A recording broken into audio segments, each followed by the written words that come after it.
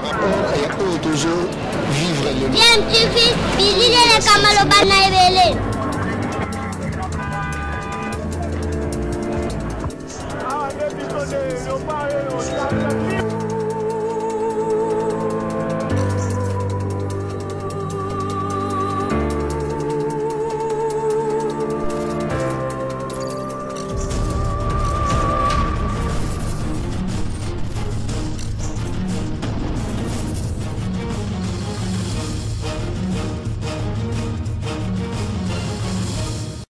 Tu veux toujours un enfant. Vous êtes sur DMTV, bonjour ou bonsoir, cela dépend de l'heure à laquelle vous nous suivez. Tout le plaisir est pour nous de vous retrouver et de savoir que vous êtes nombreux en train de suivre votre chaîne YouTube DMTV. DMTV qui vous propose l'actualité, mais nous vous proposons également des analyses et des réflexions sur des sujets d'actualité, des faits sociaux, tout simplement des réalités que nous observons ici chez nous en République démocratique du Congo. Augustin Matata Amponio sort de son silence pour fustiger en tout cas tous ceux qui l'accusent sans preuve de détournement en ce qui concerne en tout cas le projet agro-industriel de Bukangalonzo et d'avoir utilisé les moyens de l'État pour la création de l'université Mapon à Kindu dans la province du Maniema. Augustin Matata Ponyo qui s'exprimait devant la presse s'est attaqué en tout cas à ceux qui présument qu'il y a un lien entre l'argent destiné au parc agro-industriel de Bukangalonzo et la création en tout cas de l'université Mapon. Nous sommes là dans la province du Maniema, dans la ville de Kindu. L'université polytechnique a été inaugurée en octobre 2017 et elle se définit comme un haut lieu de savoir en matière de haute technologie et veut former en tout cas selon son initiateur Augustin Matata Ponyo des ingénieurs capables de s'exprimer aussi bien en français qu'en anglais afin de les rendre compétitifs tant sur le plan national qu'international. Matata Ponyo qui disait au cours de cette conférence de presse exactement ceci: il y en a qui font 30 ans de vie politique sans même produire un centre de santé. Ils veulent démontrer qu'il y a eu détournement à gauche ou université à droite pour expliquer le fait qu'ils n'ont pas à construire une université. Voilà ce que disait entre autres Matata Ponyo. Ils ne vous disent pas que n'ont même pas planté mais ont récolté des villas à l'extérieur du pays. Et Matata Ponyo de poursuivre: s'ils vous disent de construire une université de haute technologie est une mauvaise chose, c'est là où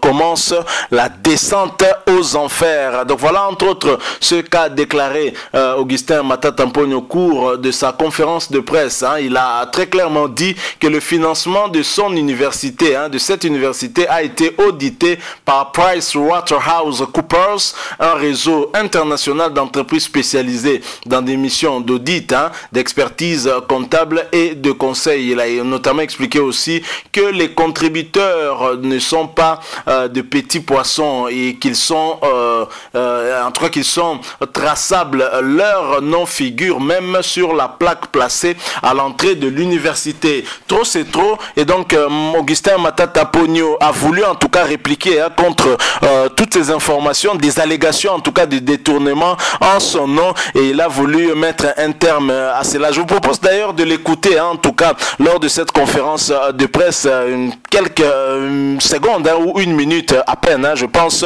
mais le message est tellement clair que vous n'allez rien manquer. Nous allons revenir pour faire notre petite analyse par rapport à tout cela, où Matata Ponyo s'attaque très clairement à l'IGF, il menace même l'IGF et nous allons l'écouter. Ensuite on va revenir. Je rappelle que vous suivez votre chaîne YouTube DMTV. Abonnez-vous s'il vous plaît, n'oubliez pas d'activer la notification, juste un clic sur cette petite cloche que vous voyez apparaître une fois que vous serez abonné. Elle vous permettra de ne plus rien manquer des prochaines vidéos que nous allons vous proposer. Écoutons Augustin Matata Ponyo, Premier ministre honoraire et sénateur actuellement, et nous nous retrouvons bien sûr tout de suite après.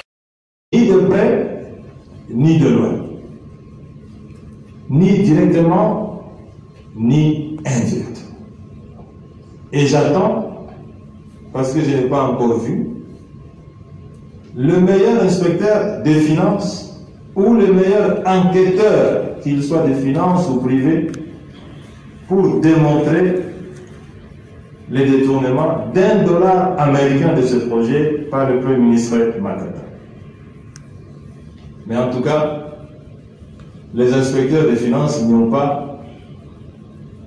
sont pas arrivés parce qu'ils sont partis par des développements intellectuels, indirects, qui n'ont rien à voir avec ce que le peuple congolais attend. De ce qui précède, mesdames et messieurs de la presse, je me réserve le droit de traduire en justice pour accusation mensongère, diffamation et atteinte à la réputation à mon endroit contre l'IGF. Je vous remercie pour votre meilleure attention. Voilà, nous sommes de retour. Vous venez de suivre là cet extrait de la conférence de presse animée par Augustin Matata Aponyo. Et vous l'avez suivi, j'imagine, très religieusement. Lui qui a clôturé en menaçant en tout cas l'IGF de lui porter plainte. Matata Aponyo voudrait bien qu'on lui démontre son détournement. S'il a détourné ne serait-ce qu'un seul dollar du contribuable congolais. Voilà en tout cas qui met la pression à l'IGF. L'IGF, l'inspection générale des finances, qui n'a cessé d'être trop médiatisée. Au lieu de nous fournir en tout cas des preuves, ou du moins que la justice puisse se saisir de toutes les preuves que détiendrait l'IGF afin de confirmer ses allégations contre telle ou telle autre personnalité. En tout cas, Matata Aponyo ne se laisse pas faire. Il contre-attaque et menace même l'IGF de lui porter plainte pour diffamation, pour des allégations, en tout cas des accusations mensongères.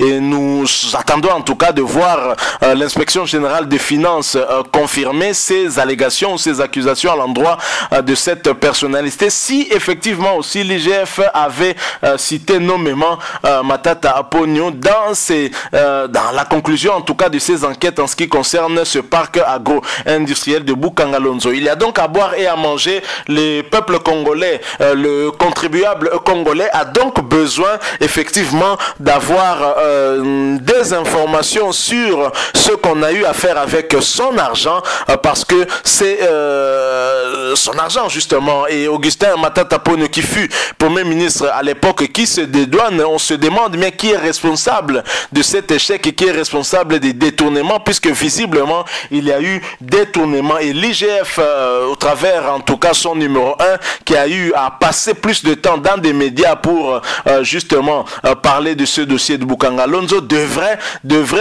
avoir saisi en fait par cette conférence de presse de Matata Aponyo une occasion justement de nous démontrer où se trouve réellement la vérité. Pas de populisme, on ne veut pas en tout cas d'action en éclat dans des médias pour se faire connaître afin que Félix Antoine Tshisekedi puisse faire attention à telle ou telle autre personnalité. Nous voulons des preuves concrètes, ne pas accuser sans preuve. Nous imaginons que si le numéro 1 de l'IGF est passé dans plusieurs médias pour parler de ce dossier justement, nous imaginons qu'il a réuni toutes les preuves en question et que ce que ferait Matata Aponyo ne serait peut-être que retarder une action qui serait déjà entamée au niveau de la justice, parce qu'il s'agit bien de l'argent du peuple congolais qui entend savoir ce qu'on a eu à en faire, surtout que ce projet était un bon projet, en tout cas qui allait contribuer à réduire les problèmes de famine qu'on a dans ce pays. Un pays qui a 80 millions de terres arables ne peut pas en tout cas souffrir de problèmes de famine. Ce n'est quand même pas normal. Et Bukangalonzo avait suscité un brin d'espoir dans ce peuple. Cet espoir s'est vite estompé. Nous pensons que la justice devrait se saisir de l'opportunité. Et pourquoi depuis tout ce temps on dénonce justement des détournements au niveau du parc agro-industriel de Bukangalonzo, la justice ne s'est pas saisie de cette affaire. On a même vu une visite du Premier ministre dans ce parc agro-industriel. Il a été estomaqué de voir ce qu'il a eu à voir là. Ce n'est pas anormal. Hein. Et le premier ministre de l'époque qui ne fournit pas aussi plus d'explications, mais qui préfère se dédouaner comme si le problème ne le concernait pas. Je pense que la justice doit essayer de clarifier tout cela et de se saisir du dossier et d'interpeller ceux qui a interpellé afin de dégager les responsabilités, parce que le peuple congolais a hâte de savoir comment est-ce qu'on a utilisé en tout cas son argent, et surtout que le projet n'est pas allé à son terme. Voilà ce que nous avons voulu vous proposer, en tout cas le coup de gueule de Matata Ponyo qui menace. Hein. Et si vous avez aimé, laissez-nous un like. Vous pouvez aussi nous laisser votre opinion, votre point de vue via un commentaire. Merci de vous abonner aussi à cette chaîne DMTV. N'oubliez pas d'activer la notification juste en cliquant sur la petite cloche qui va apparaître une fois que vous serez abonné, parce qu'elle vous permettra de ne plus rien manquer des prochaines vidéos que nous allons vous proposer. Merci encore une fois à vous. Nous osons croire que vous étiez nombreux en train de nous suivre. Et merci d'avoir partagé avec nous ces quelques minutes. On sait que votre temps est très précieux. Nous espérons vous retrouver très bientôt avec un autre sujet d'actualité. En attendant, portez-vous bien et DMTV vous dit au revoir.